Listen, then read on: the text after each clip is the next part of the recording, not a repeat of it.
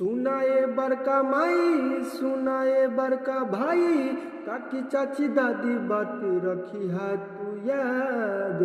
आइल करा काट तो हर पवनवा मांगेला घूमी घूमी, आशीर्वाद मांगेला घूमी घूमी, आशीर्वाद मांगेला घूमी घूमी। ये सॉन्ग पवन सिंह का है। आप लोग को पता ही होगा कि पवन सिंह संसद में काराकाट से चुनाव लड़ रहे हैं। उसी पे पवन सिंह और शिवानी सिंह जी एक चुनाव सॉन्ग आया है, जो कि बहुत ही कम समय में 4 मिलियन प्लस लोगों ने इस सॉन्ग को अपना प्यार दुलार दिया है। बता दें दोस्तों, ये सॉन्ग को लिखने वाले राइटर दीपक सिंह और म्यूजिक डायरेक्टर प्रियांशु जी हैं।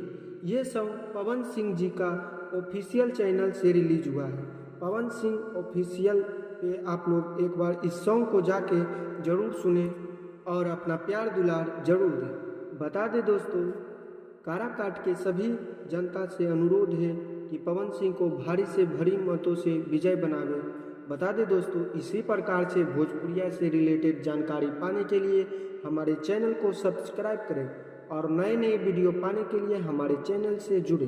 धन्यवाद।